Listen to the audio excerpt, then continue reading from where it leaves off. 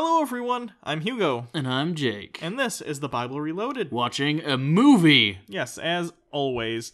And Always? Always, like sometimes always. Okay, well what do we have today, Hugo? Today we're watching For the Bible Tells Me So, and why are we watching a movie from all the way back in 2007? Well, this movie is about gay rights. Oh. And right now that's a huge issue in the United States because even though about 3/4 of the states in the United States now allow same-sex marriage, a quarter don't. Well, that's usually how fractions work, Hugo. Which is a state that we're living in, Michigan, actually does not allow it. And right now, the Supreme Court of the United States, which, if you're from out of the country and don't know, the Supreme Court, they're the final say on whether or not a law is constitutional. And right now, this Tuesday, they're looking at the case Obergefell versus Hodges, which is actually the title of the case, but it includes other cases in it because that's often how Supreme Court cases go. And this case deals with gay marriage. Two parts of it. A, does the 14th Amendment guarantee the right for same-sex couples to get married? And two, do states that don't have same-sex marriage have to recognize marriages of same-sex couples from other states? Often when we do outlines of things, we go A and 2. For reference. Yeah, I do that all the time. Yeah, I know you Seriously, do. I do. But yeah, so that's what's happening right now. So we're very current events driven. We have been thinking about the gay marriage debate very often, and because of that, we've gotten a lot of requests for this film, and also we've done some fun ones, so we decided to get back to a more serious topic, because it's been a while since we've done that. And we were ready for it. Yeah, so this is going to be a little different than normal. It's not going to go chronological necessarily. We're going to look at the different people's stories in the film and then some of the arguments the film puts forward, and then we're going to talk about it and use it as a framework to talk about gay marriage and gay rights in general. So, without further ado, let's go ahead and do this today with For the Bible Tells Me So. The film opens, and we're getting, I don't remember her name, but we're getting this older lady, kind of in the 80s, I think, and she's basically saying, hey, we can't have gay marriage, and here are the reasons why. You've heard them all before. Best part, though, she gets hit in the face with a pie. By assumingly, it could be a gay guy, or it could just be someone who advocates for gay rights. Either way, it's hilarious, not because she gets hit in the face with a pie. I don't advocate, pseudo-violence towards people, but she says it's a fruit pie. I don't think that was a fruit pie. No, that was clearly a cream pie, and she was just trying to make a joke. Cream pie could have been a gay joke, too, but clearly she doesn't know enough about, cum. Semen, yeah. Oh, this one's starting out rough. No. Anyways, so the movie is filled with different stories of different people, and it kind of intersperses them, but we're going to tackle them one at a time. Yeah. So we open with a pretty adorable old couple. They're the Robinsons, and they're talking about how long their marriage was, and currently is. Maybe they're dead now. I don't know. They probably are. Was at the time, and they seem cute, and they seem very loving, and they talk about their family, and they talk about their son Gene. And they talk about how they always went to church, and it was such a huge part, as it was in the 40s, 50s, 60s, and obviously we're kind of dying out now, but right post-World War II, we had a lot of that, let's go to church, let's build communities kind of thing, for obvious reasons. I mean, you had a world ripped apart by two different world wars. I get the zeitgeist switch towards family values, hometown love sort of thing. And that's kind of what we're getting here. We're getting kind of the Norman Rockwell. Yeah, a lot of that goes into a lot of the other people's stories, too. You get the sense that there's this in-community of the religious people at the church, and then you have someone being different from that, and that's going to be a theme that carries all throughout the film. Now, they talk about their son Gene and how he grew up very different than other kids, and he was saying that when he was a kid, some of his friends found some, Playboy magazines, and they were looking at him, and he looked at him, but he clearly wasn't getting the same feelings that they were getting, and that kind of bothered him. So he pretended, as a lot of people who are homosexual have to do in their communities because they don't want to feel different. He talks about meeting the woman that he's going to end up marrying, and she's really cool, and we get a couple scenes with her where she's talking, and they seem very amicable, and they seemed like they were a really good pair. I know, that's really great. And they talk about how, while they were married, he was very open, is hey, I have only ever been with men, but I feel like I can beat this thing, he says. I feel like we can get through this, and she's very receptive to that, saying oh, okay, let's, we'll move towards this, and they seemed like, even though maybe the romance wasn't there, which is what they end up saying, I think they had kids, but it ends up kind of falling apart. They seemed like they were a good team regardless of that stuff, so. Yeah, this is interesting to me, too, that at this point in time, because I think they got married in, like, the 70s, 80s. Sounded like that, yeah. Even though she knew he was interested in men, and he was very clear about that, they still felt that they could make it work. And I think it's very interesting how our views of homosexuality have changed. And certainly, there are people who are bisexual. Oh, yeah. It's interesting that at the time, it was misunderstood to the point that you could think that... I can get over it. I can get over it, I can work through this. And it really goes to show that in the past couple decades, how much we've learned from being open with each other and learning from people who are different than ourselves, as opposed to just shutting them out and shunning them, which we'll see a lot of in the film as well. But I just think it's very interesting to see that change in mindset. And it's... Again, talking about the court case, I'm disappointed that it's taken this long, but I'm also very proud that it's gotten to the point where it's a huge discussion, and it looks like maybe we're at the end of the race. Right, and hopefully this gay rights thing will lead into other social justices as it pans out, because generally these things come in bunches. You get kind of this zeitgeist switch again, even like Republican... not necessarily the politicians, but the people that vote Republican, a lot of them are also for gay marriage and gay rights at this point. So we're clearly seeing a shift. And what I hope is that this kind of thing will lead to rights just kind of interspersed throughout, because obviously we have a very bad race thing happening right now. We also have some transgender issues happening. And I just think this is one of those stepping stones we have to get over before we can address those fully.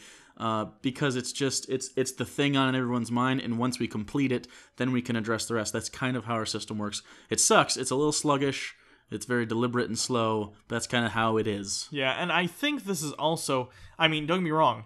This might totally go the other way, and they might say it's up to the states, and it doesn't guarantee another 14th Amendment. I don't feel like it's happening that way. I disagree with saying that the 14th Amendment doesn't do that, but I think that the Constitution is interpretable. Sure. So I understand where they're coming from. I just disagree. Yeah. But if this does go through and gay marriage is all of a sudden legal everywhere, and it sets a great precedent, which has been shown before, that every law essentially needs to have a rational purpose, and religious morality isn't necessarily a justification for a law. We've had some defeats in that area, especially in the Supreme Court recently, with stuff where companies have been able to get exemptions from healthcare stuff. But this would be a great win for secular government, saying that you cannot use your religious morality or even any sort of pop morality as a justification for your laws. I think that is a huge importance to this ruling. What you just said right there is the biggest reason right now our system is so sluggish. It was intended to be very deliberate and slow and checks and balances to make sure we're not making a mistake hastily or making any decision hastily at all. But it was still supposed to be relatively efficient, because if the idea is you have statesmen, not demagogues. And statesmen are people that use rational thought.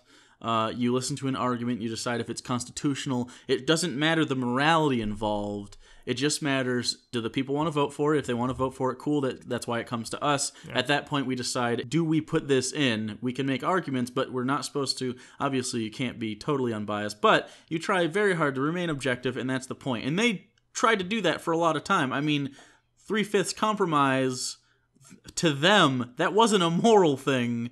For the most part, like, obviously, at that point, we've been switching towards a demagogue system, but you still had statesmen that were like, well, no, this is irrational, here's how we should do this, and they were dealing with it in property and stuff instead of people, which is obviously total bullshit. But now we have demagogues, and what a demagogue is that sounds like a villain, and it kind of is in its own way. What they do is they'll pick a side on a moral issue and only go with moral points and not put so much pressure on a rational cause. You see so much of that nowadays. And you see so much, because almost there's the very few statesmen left, but it's just kind of a switch that we've gone, because there's so much media now. Yeah. That you can make a moral argument much easier than you can make a rational argument, because people identify with moral much quicker and easier than they do with, oh, here are the steps we have to go through. Let's break this down and unwrap this whole thing. I know. Instead, you can just say, this is bad because this. Yeah. So that's one thing I do have to say about the Supreme Court. Obviously, they've made huge mistakes in the past relative to our views today.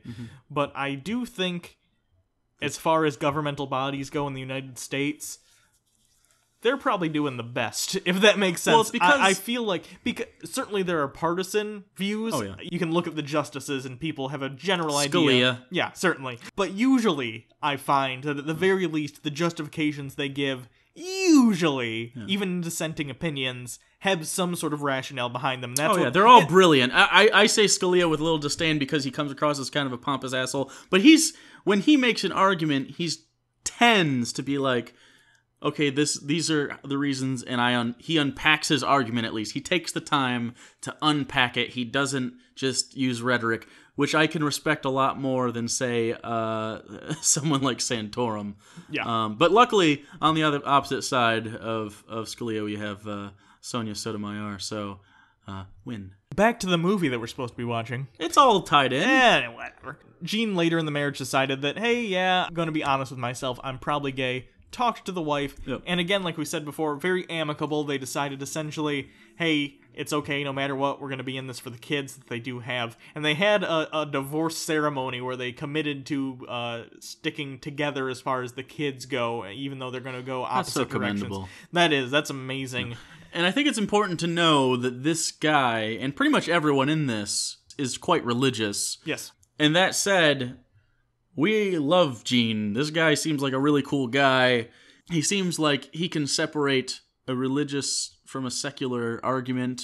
They take many pains to say, no, the Bible doesn't say, like, this, and this means that gay people are wrong, and they go through all the different stuff, including a lot of stuff that we've read on this channel, especially in reference to Sodom and Gomorrah and Leviticus and stuff like that.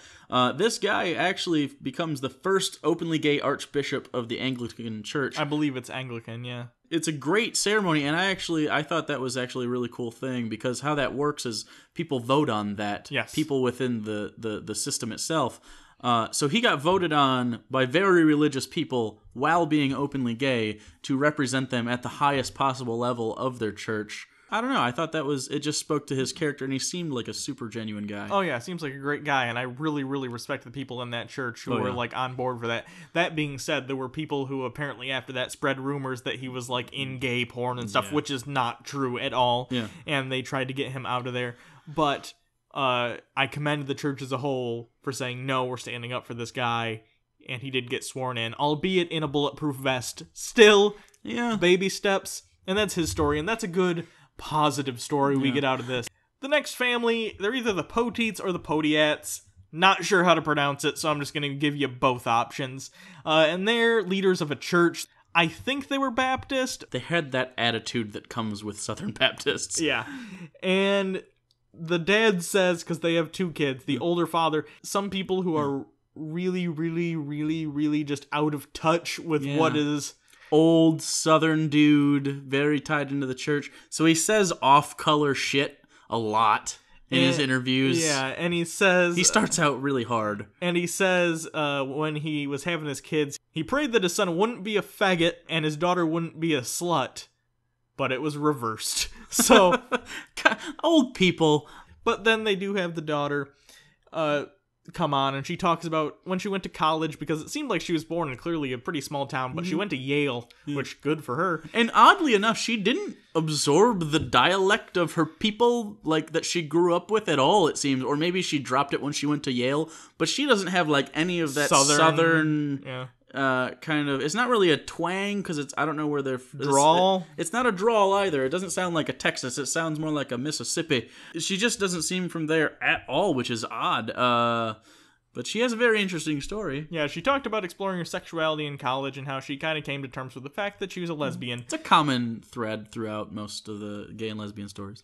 The mother then talks about her past views on homosexuality, and she pulls out the old gem. It's like she went into an old box in the attic that was her, like, open. And pulled out the argument, it's Adam and Eve, not Adam and Steve, which if you haven't heard that before, congratulations, that's impressive. But yeah, you hear that all the time and it doesn't really mean anything. I always like that argument because it's like, yeah, even if... David and Jonathan. David and Jonathan, not... Like Jesus and 13 dudes. There you go. Plus a hoe. They say the word abomination a lot when they start talking about homosexuality. I always find the abomination thing interesting, too. Yeah. People have said it before, but it bears repeating. Shrimp are called an abomination in the Bible several more times than homosexuality is. Yeah. Abomination in the context of the Bible doesn't necessarily always mean what we would mean abomination to mean now. Abomination could, with certain interpretations, mean that it's ceremonially considered wrong, if that makes sense. But not more. It's not a moral justification as much as it is like, hey, these are our traditions. So it's an abomination to wear mixed types of clothing. It's an abomination to boil a goat in its mother's milk, or eat shellfish, or eat a rabbit, stuff like that, which don't really have moral implications necessarily, except for boiling a goat in its mother's milk. That's messed up. That's so messed up. But still, generally, when that word is used in the Bible, the context isn't a moral objection. It's just a ritual, like, tradition objection. The mom then talks about how at the time she basically just berated her about her sexuality. The father said that he essentially accepted it but disapproved of her lifestyle. And I love this line, lifestyle, as if enjoying same-sex relationships and people of the same sex somehow changes your entire life. Like, the amount of time that you're spending in the genital area of your partner, not that much compared to the rest of your life and the relationship as a whole. Like, if your life was a water tower, the amount of gay sex you're having is like a drop of, like, arsenic in the whole water tower. Not even enough to warn people on TV, probably. And that drop of arsenic represents the amount of time Tanya spent licking vaginas. That is accurate. That is the metaphor I was going for. Right. You were skirting around it. I just wanted to make sure everyone got it. Well, I think everyone pretty much understood what I was going for. But they have an interesting moment where the mom talks about kind of like her aha moment. And it was funny because it was like one of those late 80s, early 90s talk shows. And there was two really manly, they look like bodybuilding type guys. They look a little bit like Chip and Dale's guys. Yeah, pretty much. They were a couple, I think, was the implication. Yeah, and they were a couple. together. So two gay guys are there. And she's like, well, these guys are manly. I don't understand why, like, you know, why do I have this preconception that they're like, you know, gay dudes are really feminine and have that little floppy wrist thing, and then gay women are butch, and she uses the word dykey, and it was just weird that it took a shitty 80s talk show for her to be like, oh, I do love my daughter. Yeah, and this gets into the fact that a lot of the preconceptions people have about homosexuality often come from media, and it's certainly gotten better in the past couple of years, don't get me wrong, but we still see these stereotypes of very effeminate men or very butch women.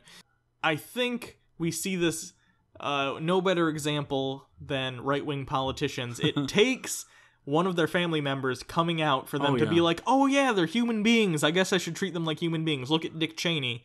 He's for gay marriage as far as I'm aware, and his daughter is a lesbian. He also shoots people in the face with shotguns, though, so don't trust him anyways. So that story wraps up with the family kind of coming to accept her. Again, they're still, you know, how they are, but they've come to accept her as a person, even if they, and this is a quote, don't accept her lifestyle. Yeah. They accept that it isn't her choice. So that's good. Fair enough. It's close. And Tanya, with her partner, decided to have a commitment ceremony because at this point, gay marriage, not legal where she lives. At this point, I don't know where she lives. It's probably in the South. Probably still not. But hey, maybe soon she'll be able to get married. In the middle of the film, interspersed between these stories, we get some different stuff talking to different members of religious organizations. Some of them Catholic, some of them, you know, other denominations. Get a Desmond Tutu appearance. And, was that him? Yeah, it was Desmond Tutu. And they talk about some different stuff. They talk about how biblical literalism, which are some of the staunchest opponents of gay marriage, how biblical literalism is actually a very recent invention. In the early 20th century, that became a thing. And before that, it was usually interpreted by the churches, and then, you know, the laity would basically get their information about it from the church. However, in the early 20th century, there was this movement to take everything in the Bible as literally as possible. And I don't understand really what the motivation would be behind that, other than trying to make a rally cry. There was a whole religious revival in the United States around that time. That's fair. It's a whole thing. But it's very interesting, and they talk about how essentially they take everything literally, which the Bible isn't supposed to be taken that way. This whole section rung a little iffy to me because I don't think anything in the Bible should be taken literally just because I'm not religious. Yeah. But I get what they're saying, and if I'm having to make a decision between, like, hey, what do you prefer, literalists or people who kind of interpret things and think about them?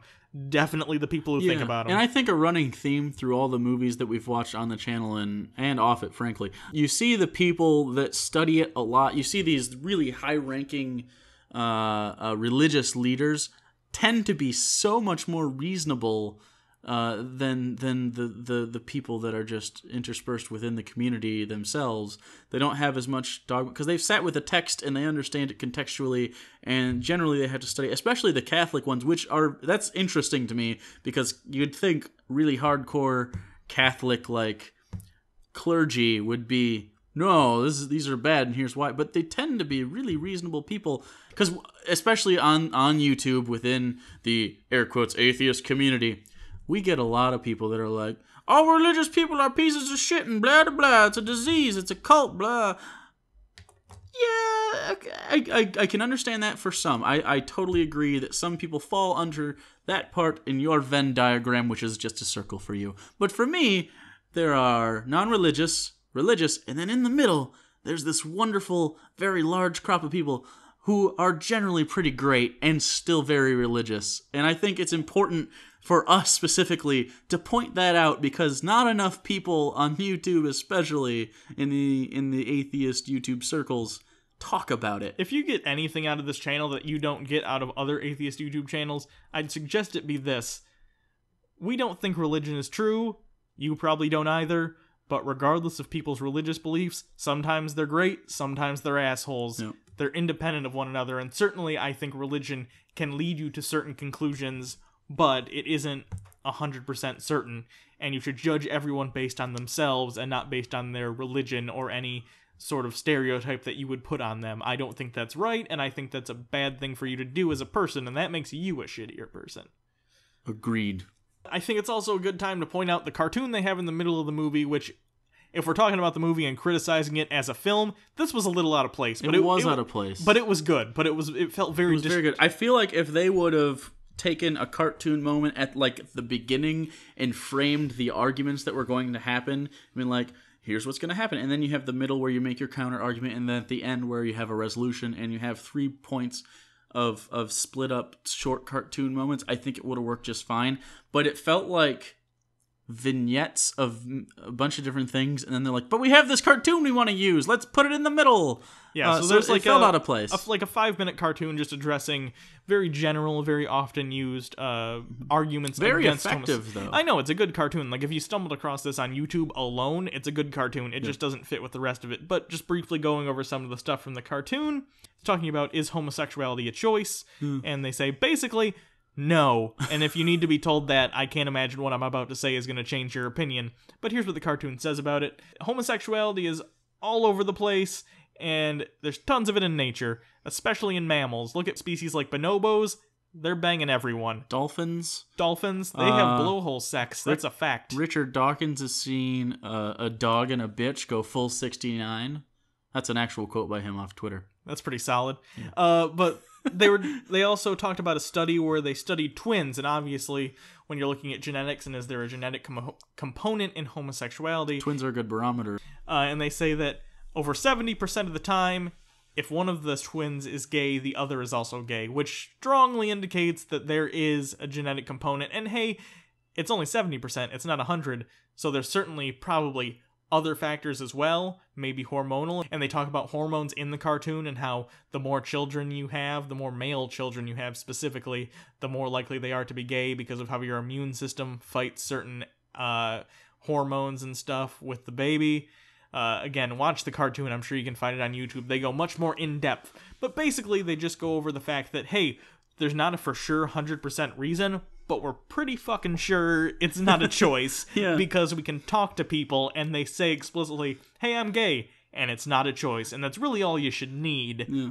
And don't get me wrong, I think you could will yourself into performing homosexual acts, but there's a big difference between performing sexual acts to another person and then feeling it. Yeah. If that makes sense. I agree.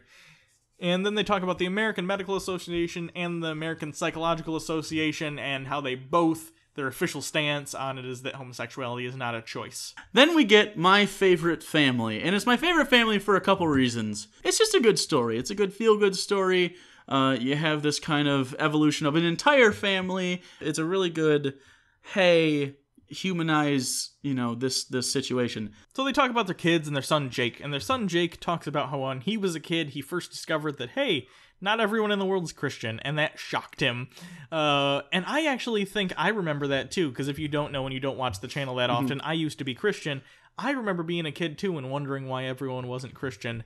Now I know why, but at the time it seems silly because to you it seems so obvious because it's all you've been told your whole life. Do you know what? I had the opposite. I went into, I had not really thought about it until about high school.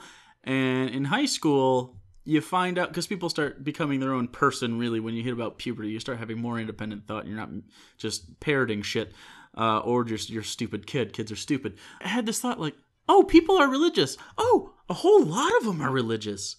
I didn't even know, because where I live, there's just a tiny little church, because I kind of lived out in farm country. So you'd expect it to be very, very religious out there, but it wasn't. And then all of a sudden, people are starting to talk about church and stuff, and God and Jesus, and we're having debates all of a sudden. I'm like, I didn't realize that this was the thing people did. I had been to church with some friends over 3 times in my whole life, and it was just odd. So I guess that happens on both sides. So Jake talks about, again, pretty much the same thing. He discovered he was different. Comes to terms with the fact that he's gay. Eventually, he tells his parents, and they did not take it well. The father says it felt like a death in the family, which, man, if I had a kid... If I had a kid and they were like, hey, I'm gay, I'd be like, all right, man, do you. Just be careful. Be safe as much as you would be with anything. Yeah. So, dudes can't get pregnant, assuming it's a son, but, still, wrap it up, man, because you can catch stuff. And then they talk about how after he did come out to the community at large, kids bullied him. They threw a brick through a car window, which is just ridiculous. And they talk about how family members and church members wanted him to change, and they said to the parents, hey, you could send him to this camp. Have you ever seen Kidnapped for Christ? Oh, yeah. That movie? Kind of like that, probably not as extreme. It's more of a pray the gay away sort of thing.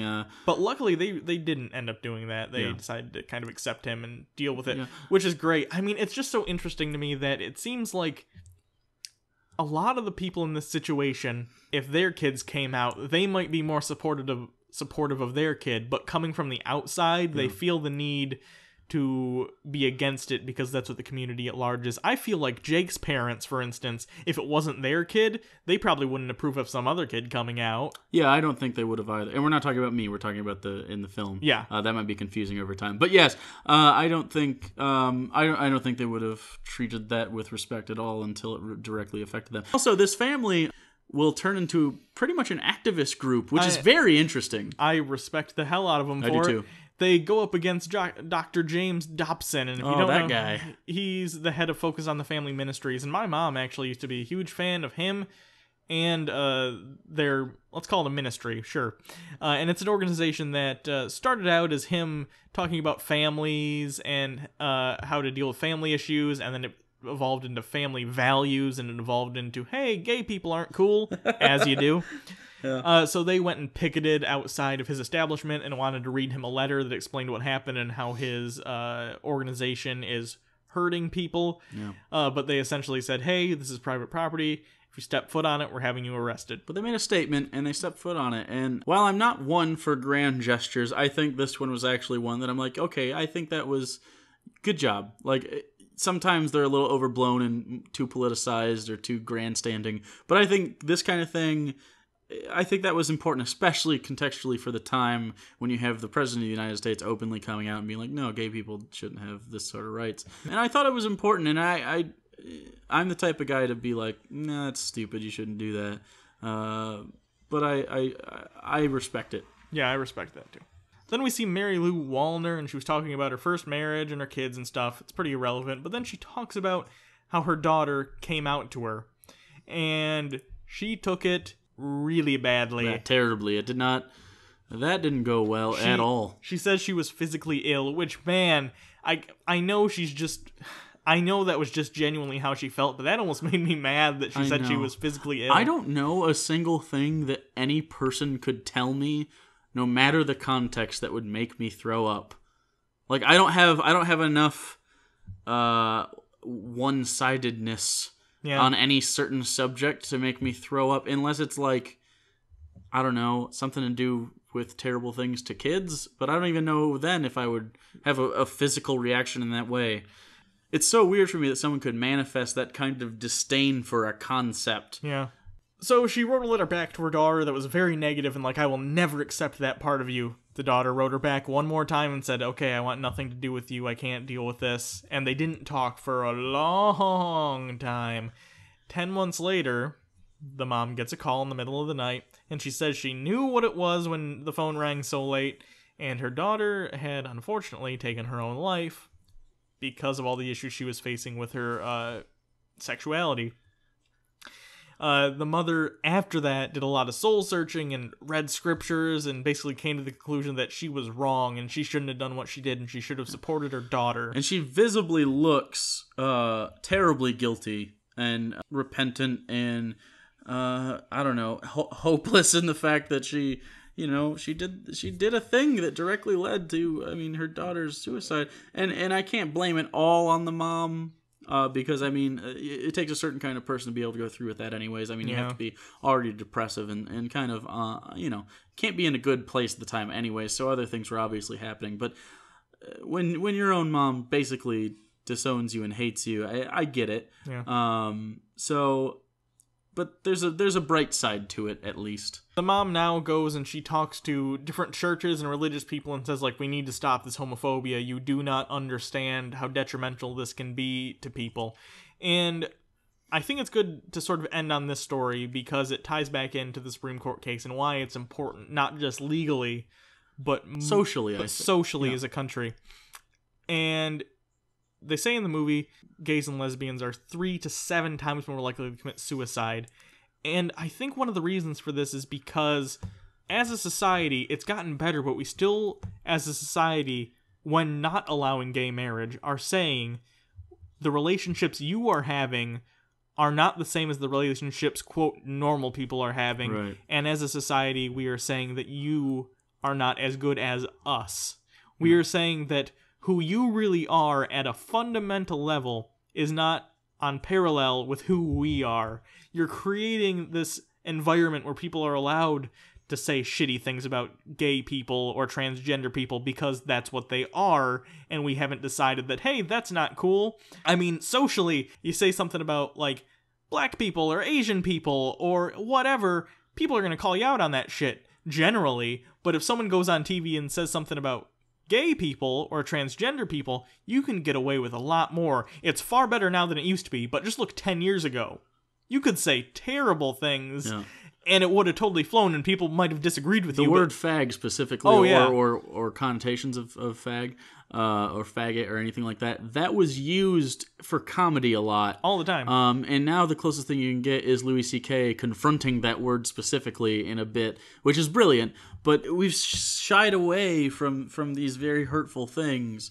And I think it's good, and obviously we're not all the way there yet, and we won't socially be there for probably 50 years. But legally we can get there really soon with this case, and I think it's extremely important. And I think for anyone on either side of the argument, I think watching this documentary specifically is beneficial because you get to see, if you're for gay marriage, you get to see kind of the struggle if you're not part of that demographic necessarily, but you are a supporter. You get to see kind of, very honest, candid discussions with these people from all walks of life, especially if you're an atheist, because they're all religious, and I think it's important to be like, oh, look at what they can do even with that I disagree with fundamentally. I still agree with them as people and respect them as people, and I think that's important. Also, on the other side, if you are against gay marriage, I don't expect it to change your mind, but I expect it to soften you even just a little bit. Like just a tiny bit. You end up getting a little more sympathy, a little more empathy out of it, because it's very human in how it's dictated. And basically they just sat down with a camera and asked them questions or like, tell us your story. And I think that works. Yeah. They do, obviously, with the cartoon and a few different clips, and they have some narration moments, they do kind of put their own agenda towards it, which is fine. It's what they want to do.